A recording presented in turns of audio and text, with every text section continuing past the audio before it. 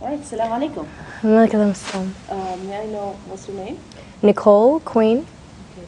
Where are you from? I'm from Dallas originally, so. Yeah, I heard that you're a convert, so how long have you been Muslim?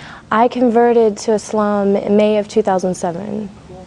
And wow, that was like about Not long, not long ago. less than a year. What were you before you became Muslim? I was Baptist, which is Christian. You are from a Baptist church, right? Grew up Baptist, yeah. What made you to be a Muslim? Like, what was your life like before Islam? I was extremely lost before that. I went through a phase just a couple of years ago where I was just looking for something different, you know, and the religion, the Baptist religion, it was good, you know. I went to church, I followed the religion, but I went through a period where I didn't know what happened, you know, is there really heaven? Is there really a hell? What is going to happen? What am I going to say to God when I see Him? All these questions went through my mind, and I was drinking, I was doing all of the things like typically an American would do. My work was in nightclubs, photographing. There was a lot of things that I was going through that were just not with God, and I needed something to change. So friends told me about some different lectures on YouTube, and I started taking a look, listening all about Islam, and I became addicted to it. Like, I would stay up until 5 o'clock in the morning on my computer watching lectures about Americans who had converted to Islam and what they were going through, and it seemed like everyone was saying the same things that I was going through and the same things that I felt. So I felt like I could relate to that. Like, these people were Christian before, they were facing these challenges, and they found something that gave them the answers they were looking for. And that's what I wanted. I wanted answers. I didn't want to just someone to tell me what to believe. I wanted to know why, and how is that going to affect my life, and how do I put that into my life.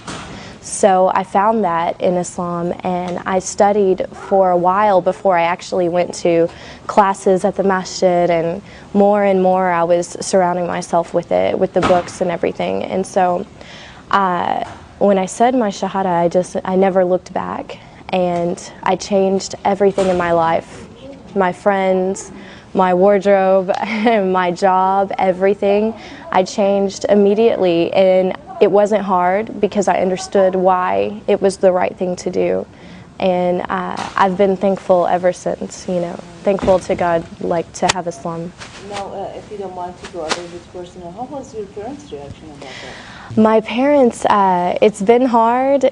You know, with my parents, we're still kind of going through all of the, you know, them getting used to it. I went to my mom and I told her that I was studying Islam before I converted, that I was interested in it, and I think she thought, oh, maybe it's just a phase, I don't think she's really going to do it. But when I told her I've converted to Islam, she realized, you know, I was serious about it.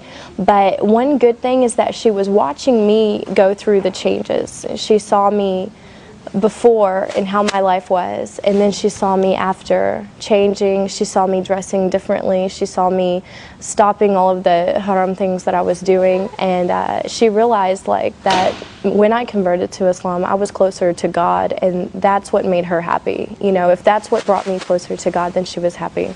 So it's become easier when she realizes this. Yeah. Well, another thing that many Muslim or non-Muslims, they come and they try to harass the Muslim girls. Oh, you become Muslim because of a guy or a man or something like yeah. that. Do you think that was a reason for you also to become Muslim? Or? Wasn't a reason, not at all, because I did this on my own, and I went to classes on my own. I studied everything on my own, so I can't say it was because of another man. I know some girls that have done that, and if you don't feel it in your heart, it's not going to stay there. I've seen girls come and go from Islam because they wanted to be with someone, so they converted, and then afterwards they left Islam if he didn't want her, or, you know, I've seen a lot of stories about that. But it has to be in your heart, and to feel the faith and to wear the hijab and everything has to be in your heart, or it's not going to stay there. So What about your friends that they were like a little bit, far away from, or like they were like close friends before Islam, and now have they seen the change, and what was their reaction about it? Were they like questioning or trying to be away from you, far away from you, or trying to get closer and ask about it? I don't know, like give me some kind of examples of your friends, like what was their reaction about that? Of course, I had a lot of friends from my previous life, like before I converted, who, always wanting to go out to the clubs and different things at our age, being single and everything. And when they saw me going through the changes, because it didn't happen overnight, it was, I went through transitions of embracing it more and more, and they watched this because I was very open about it with all of my friends, and they saw me less and less because I wasn't in those clubs anymore and I wasn't doing those things. And when I would talk to them about what I was doing with my new life, they kind of felt like, wow, she's moving on with her life and we're still doing the same thing.